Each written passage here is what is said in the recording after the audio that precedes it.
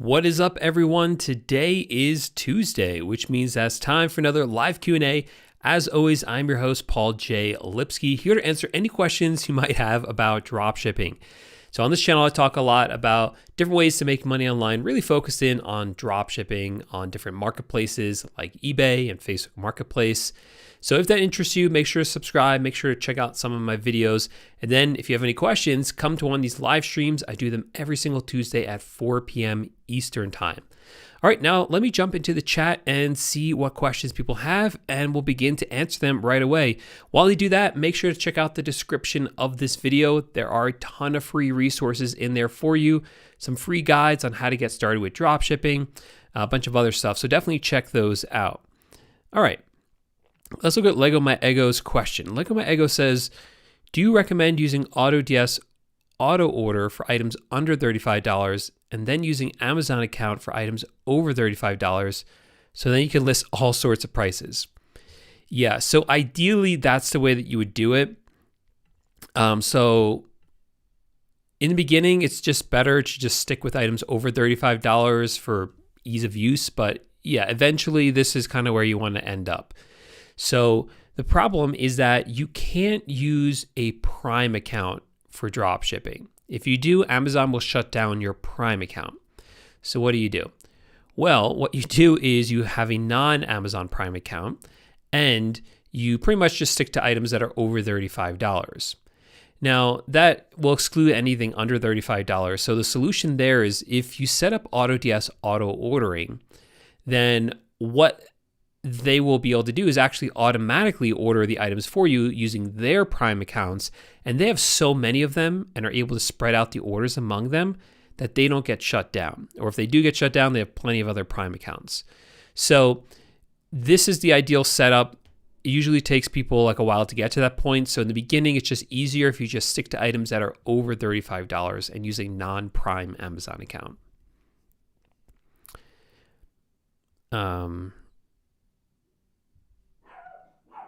Does your store or stores have a variety of lower price and prices over it? I think I see what you're asking. Yeah, so for the items that are under $35, yes, using auto ordering. I think I've answered the question.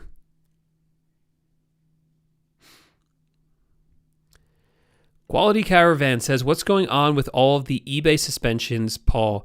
Have you found any answers? So what I've noticed was that I heard from a very small handful, maybe like 3 or 4 people within just a couple of days of each other who were suspended on eBay, and they weren't really sure why. The problem was that all of them posted in the group all at once, so it seemed very alarming. But if you actually dug into it, there were very, I would say, obvious and apparent reasons why they were suspended for most of them. One of the guys who was suspended, he already had an eBay account in the past, and that account had been suspended, and now he just keeps trying to create new accounts. So you're not supposed to do that, right? If your account is suspended, you want to work with that account and try to get it unsuspended. And that's not what he did. He just kept creating new accounts. The other person was suspended, but they appealed it. eBay asked for some verifying information. They supplied that, and their account got back up and running, which is not uncommon, right? That's something I've talked about before. That's something I've said that it's, there's a chance in the beginning you will get suspended, but if you appeal it, you'll probably get your account back. You just need to verify who you are.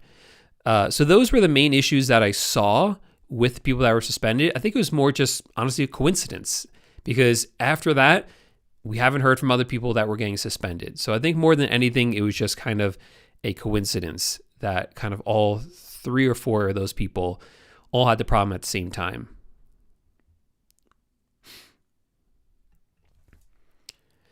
All right, Quality Caravan says, what do I tell a customer when a track taco tracking number doesn't match the customer's town, but is the closest one available?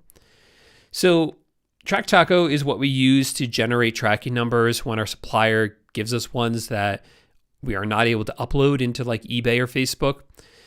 Usually, as long as you upload something, most customers don't care. They don't look at it. They don't actually track it. and then they get their item, and that's it. That's all they care about. So 99% of the time, it's a non-issue because the customer is just going to get their item anyway, and they're going to be happy.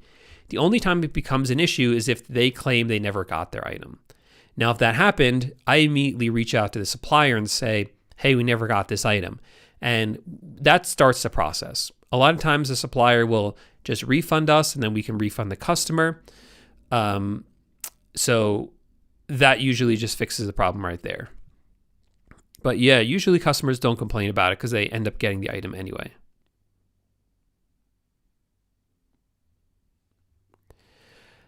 So with the Amazon TBA tracking numbers for Facebook, that's why we use TrackTaco, because you need USPS, you need UPS. You can upload Amazon tracking numbers, but UPS, USPS, FedEx are preferred. You know what? I don't think Facebook has a vacation mode, but I've never actually checked. Vacation mode is something eBay has, and it kind of has like this bad stigma about it, because when you turn on vacation mode on eBay, you would think that vacation mode would give you a break from selling on eBay. But there's all sorts of problems with vacation mode on eBay. First of all, people can still buy from you with vacation mode turned on. It just has a message there saying it's going to take longer for them to get their item. Second of all, when you turn your vacation mode off, you would think sales would pick up and they would be exactly like they were before you use vacation mode. But that doesn't tend to happen. A lot of people report that when they enter vacation mode and then they come back from vacation, their sales take a long time to pick back up. So it's a very kind of scary thing to think about. I used vacation mode once and that didn't happen to me, but it's happened to enough people where it's concerning, vacation mode. So after that point, I consider myself just lucky. I've never used vacation mode on any of my different accounts. If I need to kind of slow down sales for whatever reason, I just raise my prices. Raising prices or increasing shipping and handling time pretty much across the board will slow down your sales.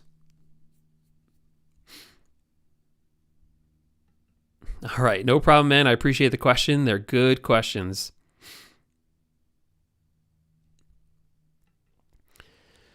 Papa says, what's the average a person can make in a month drop shipping? Looking for something to balance out my retirement. You know, it is impossible for me to answer that question because there are some people who jump into drop shipping and they absolutely crush it. They spend a lot of time figuring it out. They learn the process. They go all in with it and they crush it. And there's other people who start it and barely put in any effort into it, don't even really try, and so they're not really going to make very much. So, it's impossible for me to say.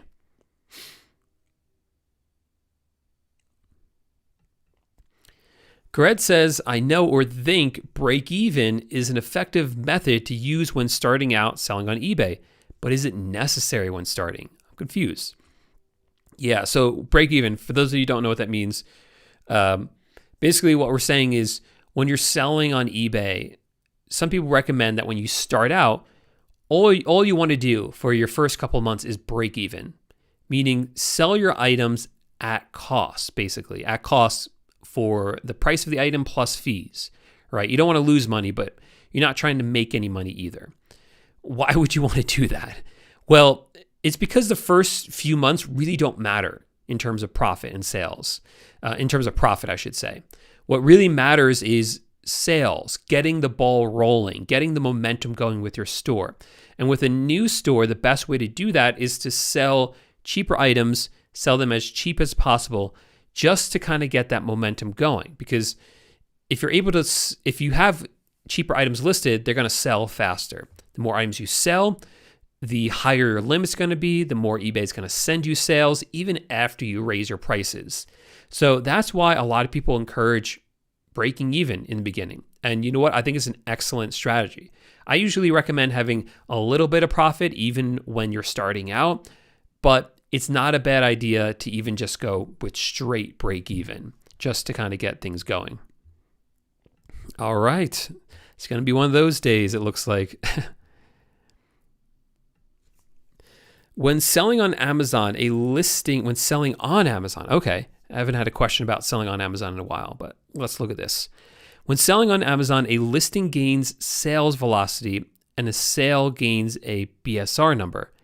How can an eBay listing gain that same momentum? Good question. So I'm not going to really break down what Frankie's talking about on Amazon for the most part, or really get into it. Just know that what Frankie's saying is that, okay, there's a difference between Amazon and eBay. The main difference is that on Amazon, any item that's being sold, it's all in one listing. So for instance, let's say you're selling a very specific, let's say the iPhone 13 Pro, okay? We're not selling iPhone or Apple products, but hypothetically speaking, you're selling an iPhone 13 Pro. Well, there's already a listing on Amazon for the iPhone 13 Pro. So if you wanted to sell that exact phone, you'd go into Amazon, go to that listing that already exists and say, hey, I have one of these. I want to sell this as well. So whenever you buy something on Amazon, usually when you're buying that product, you could be buying from one of dozens of different sellers, because dozens of different sellers have said, I have this product available, and they've sent it in to Amazon. So that's different than something like eBay, because with eBay, let's say I have the iPhone 13 Pro and I'm selling it. Well, I'm going to list that for sale. It is going to be its own independent listing. There might be 200 other people selling it with 200 different listings, but I will have my own independent listing. Now, if all 200 of us were to sell it on Amazon, we would all be under one listing on Amazon. Why does that matter? Well, because on Amazon, once that iPhone starts selling, it starts getting more and more popular, Amazon sees that and they're going to start ranking that product better, that exact listing. It's really not that different on eBay, because even though we have separate listings, each of those listings can rank higher based on the number of sales. This is what makes it very unique for us as dropshippers. That really gives us an advantage. Because let's say I'm just a reseller, like I go to thrift stores and I buy stuff and I sell it on eBay. I might find one iPhone 13 Pro, and I'll sell that one iPhone 13 Pro on eBay. But as a dropshipper, again, do not dropship Apple products. This is just an example. As a dropshipper, I could just dropship from Apple and I'll have like an infinite supply of iPhone 13 Pros, right? So it sells once and then it sells again and it sells again and it sells again and it sells again from the same exact listing. That's good, because the more a listing sells, the more eBay is going to promote it. So maybe the iPhone is a terrible example because, again, we're not selling Apple products, but like it could be like a chair from Walmart, right? That chair will sell, and then it will sell again and again and again and again. And suddenly you're looking at the eBay listing. It says, hey, this item is sold 24 times, right? eBay sees that and they say, hey, this listing does well. When people search for chairs, we're going to put this listing higher up in the search results. This is very unique to dropshipping because we have almost an infinite supply of the product. As long as it's available on our supplier's website, we have it. Most resellers can't do that. So it really gives us a real competitive edge because our listing can pick up that momentum and keep going.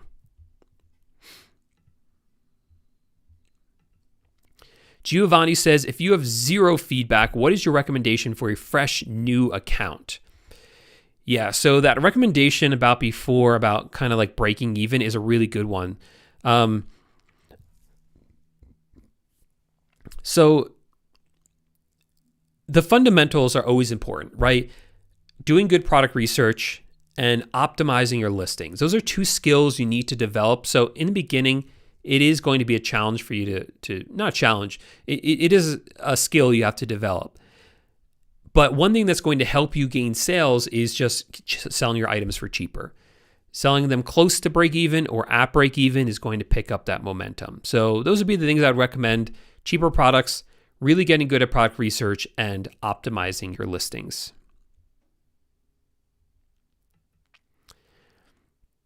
Frankie said, I had to cancel an order. Sadly, I had to cancel an order and I received a neutral feedback. Can I get that removed as it was never a completed order? Probably not. It depends on the reason it was canceled, but if it was your fault that it had to be canceled, then you're not going to be able to get it removed most likely. The important thing though is that neutral feedback doesn't impact your rating on eBay. So if you were at 100% and then you received 10 neutral feedback, you would still be at 100%. It doesn't impact your feedback score on eBay at all. So I have some neutral feedback that the text of it is a bit concerning. Like they say stuff that I wouldn't want people to see, but I don't care because it's neutral feedback. People tend not to look at it. And again, it doesn't impact your overall rating.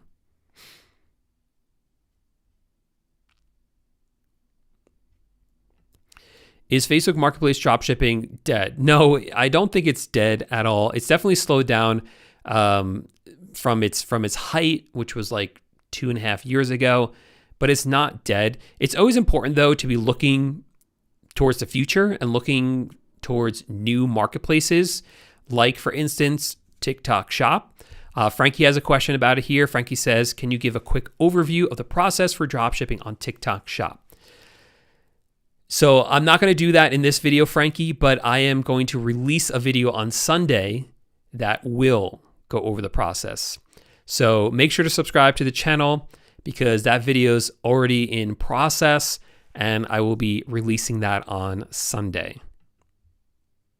Facebook does have a vacation mode. There you go.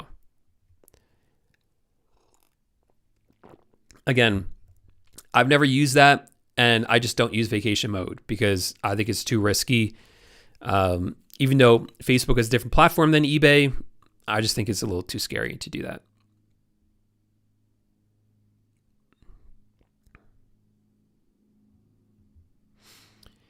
George says, can I try different products that are not in the category for drop shipping onto Facebook Marketplace? George, I'm not sure I understand exactly what you're asking. Are you talking about products that, are you talking about categories that don't have the shipping option? Is that what you mean? Because you can still sell those products as long as you kind of like fudge it and put them into a category that does have the shipping option or one of the like other categories. But I'm not sure if that's what you're asking. Okay, cool says, how many listings should I have in my first month and when do you expect your first sale as a beginner? So one of the important things you need to realize as a new seller on any platform, but especially on eBay, is you don't want to scale up too quickly. You don't want to add too many items too quickly. So really your first week, when you sign up for eBay, you don't want to add any products. You just want to be priming your eBay account, meaning logging in, looking at items, maybe buying items, adding items to your cart, to your wish list. Like that's it. And then you could start listing like a couple of items a day. This is all to kind of get over that hump, which is like that point where eBay, for the first month, they're really taking a close look at your account. If they see anything weird, like you start selling too many items too quickly, they'll suspend you and then they will ask for verification of your identity. You supply it, you get your account back, but it's a process, right? It takes some time. It's not a big deal, but it takes time. So that's why I try to help you avoid that from happening.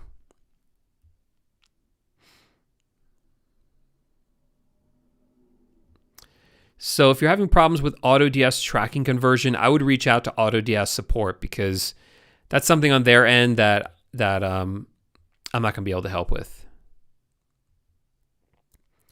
How many different eBay accounts do I have? I actually don't know. I've made so many over the years. I haven't kept great track of all of them. I know I have several of them, but realistically, I only have one account that I use anymore. I used to sell on multiple eBay accounts, but as time went on, I just found that to be unnecessary, and I found it worked much better just to sell with one eBay account. every once in a while I'll get like an email, like, because eBay will email you about like updates or new selling agreements, things like that. And every once in a while I'll get one to an eBay account that I didn't even remember that I had. And yeah, so it's kind of like random. Okay, is it safe to use stealth accounts, and why do you use TrackTaco? So stealth accounts don't really exist anymore. So what stealth accounts were is you used to be able to create like new accounts on eBay that were unassociated with you. So you could have like 5 different accounts that weren't linked up to each other. Why would you want to do that? Well, if one account got suspended, you would still have the 4 other accounts. Whereas if they were linked together, then if one gets suspended, eBay could, they're within their right to suspend all of them. So that's why people created stealth accounts. The problem is that you can't really make stealth accounts anymore, because when you sign up for an eBay account, you need to upload a social security number. So it doesn't really work. And you use TrackTaco when you get tracking numbers that aren't usable. So, sorry, give me a second. So for instance, when Walmart ships orders, a lot of times they don't use a shipping service at all, so you don't get a tracking number. So you would use TrackTaco for that. Tony, I'm not that familiar with the UK market, but I know a lot of sellers on eBay from the UK actually sell on ebay.com. So you might want to look into that.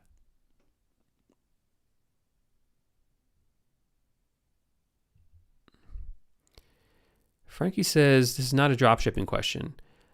One of your recent videos showed you at an airport and on a plane and no one was there. How? LOL. I'm not sure what you mean by that. I know the video you're talking about. Do you mean when I walked on the plane, no one was on the plane yet? Is that what you're talking about?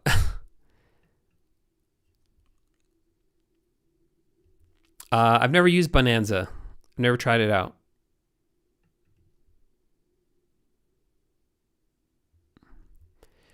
I was in the USA, but now I'm in the UK. Do you have anything for UK drop shipping? Yeah, I kind of already answered that, but if you're selling in the UK on eBay, you can also sell on ebay.com.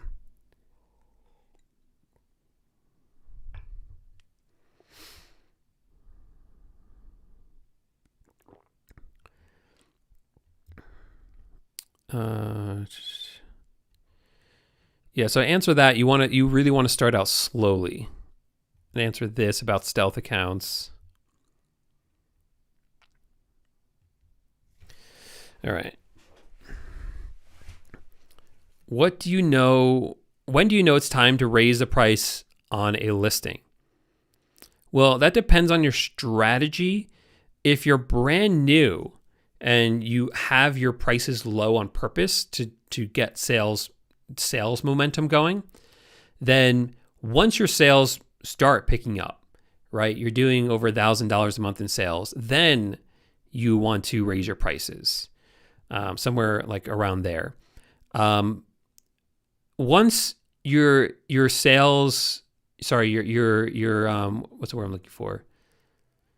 Your profit is at a point that you want it to be, I don't raise my prices after that. So some people have a strategy where if an item sells more than like 3 times, they'll raise the price of that item. I don't personally do that. I like volume more than anything. So I'll keep my prices as they are to have that momentum just continue and not really focus on raising the prices just because it's selling. Actually have not looked into this, but if it costs money, I'm not interested because offsite ads sounds like something that would cost money. And for what I'm doing with drop shipping on eBay, that just doesn't make sense. This is like a I see what you're saying. I'd be careful about that. I see what you're asking, but can you drop ship people's custom clothes and designs from Redbubble? Yeah, I don't know. I've never used Redbubble, to be honest. What happens if a customer gets a faulty product? We just have them return it. Returns are pretty easy. We just like contact the supplier like Amazon, say, hey, I want to return this item. And then we have the customer return it directly to Amazon. So pretty simple.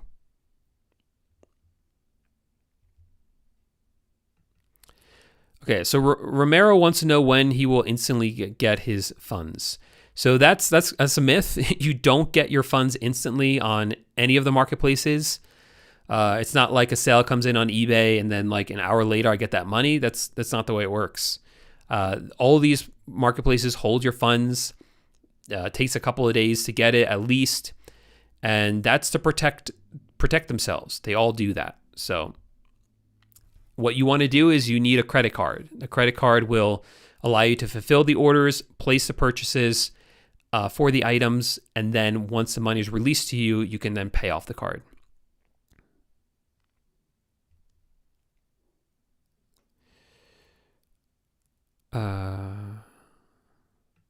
Let's see if I understand this. When dropshipping Amazon to eBay, when you list something, do the insertion fees carry over every month? For example, if I can list 250 items a month, so I list 250 items in March, then on April 1st, can I list another 250 items? And will I get charged extra insertion fees since I know I'll have 500 items in my store? All right. Yes, you will get charged for the 250 listings. I'm trying to think of how I can explain this, how much I want to like get into this. So basically, every eBay account, depending on what type of subscription you have to eBay, gives you a certain number of free listings every month. Let's use this example. Let's say you have 250 free listings every month, meaning you can list up 250 items and eBay isn't going to charge you to list those items. Now, if you listed 251, then eBay will start charging you for each additional listing. I think it's like 30 cents. Well, it depends on the plan, but let's say for this example, 30 cents. What you need to realize, though, is that every month these items sort of reset in a way, at least for purposes of this. So if you have 250 items listed and you listed them on, what was the example? March 1st or sometime in March, let's say, then in April, all 250 of those will reset and will count towards your 250 free listings every month, right? So don't think of them as like new listings, like you get 250 new listings. Think of it as, no, you get 250 listings, not per month, just like 250 listings. If you go over 250 listings, you're going to be charged every month for those. That's the way I would think about it.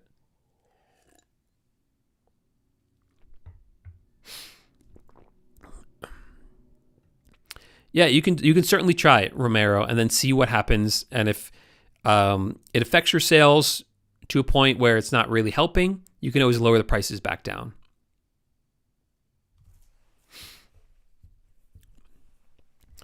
Gerardo, I'm not, again, I'm not a huge fan of having multiple eBay stores anymore. I really think it's better just to have one, especially on Facebook Marketplace. It's really hard to have multiple stores because they have to be tied to a Facebook account.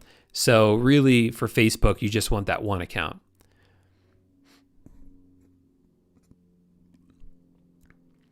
Max says, any tips on how to scale quicker on eBay?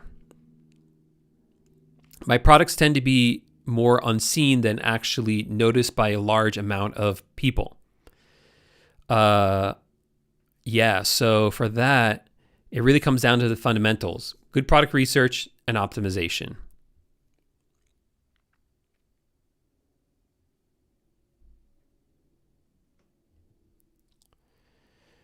I'll tell you one thing. It's a lot easier, a lot less stressful to run stores when you only have one and one VA running the entire operation instead of trying to manage.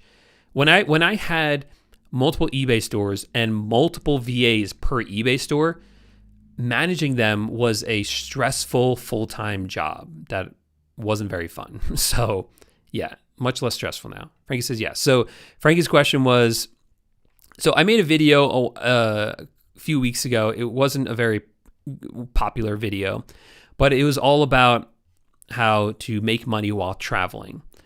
And I traveled in that video for demonstrative purposes. And I walked onto the airplane and there weren't very many people on the airplane. And I recorded that. So I guess he's asking why there's no one there. So I don't know. I got an early boarding group for that. And I think there were other people on the plane, but not very many. So I was right up there in the front.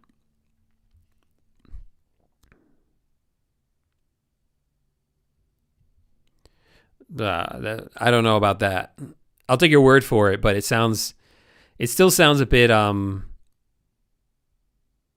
transfer it to yourself. I see what you mean. Yeah, it still sounds a bit complicated.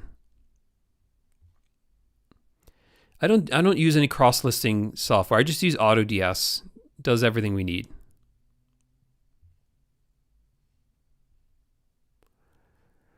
So with AliExpress, you want the e-packet tracking number, so you want to use suppliers that have that.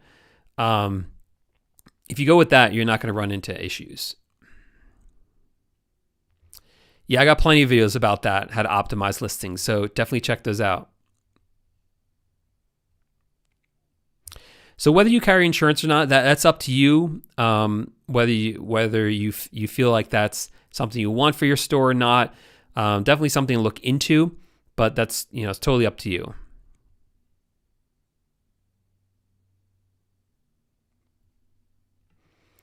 Hey man, how was your first year dropshipping on eBay?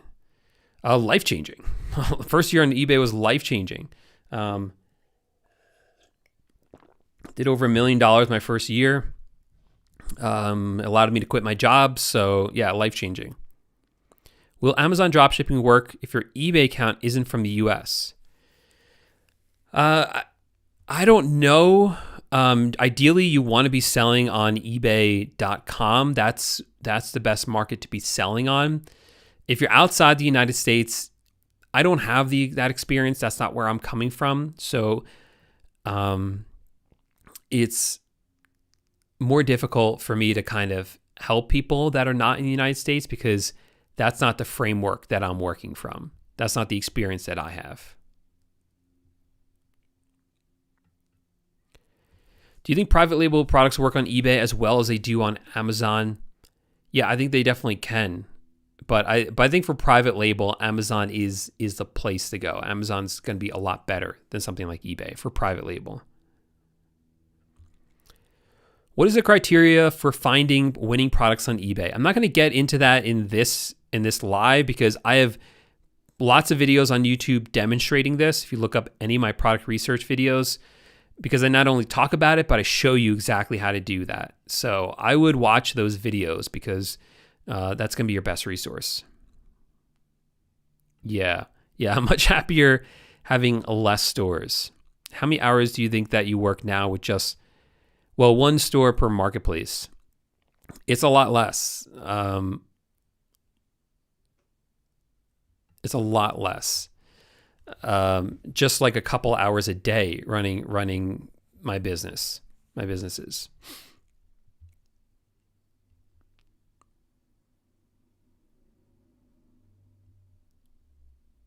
Yeah, you will get them quicker.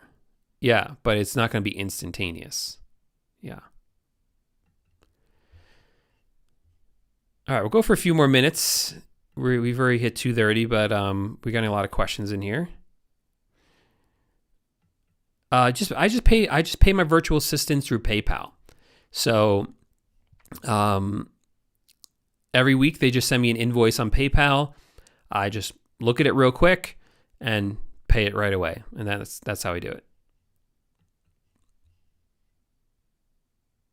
All right, so we're going to end things there today. If you guys can't hear, I'm a little under the weather, so I'm going to go drink some water and maybe some medicine, and hopefully I'll feel better next week. But I appreciate you all coming out, asking such great questions about dropshipping, giving me a chance to answer them. Remember, on Sunday, there's a video dropping, cat's out of the bag, about dropshipping on TikTok Shop. I'll be at least talking about it in that video. So if you want to get the info on that, make sure to subscribe to the channel. make sure to keep a lookout for that video that's coming on Sunday. I just want to say I appreciate you all, and I'll see you next Tuesday. Bye for now.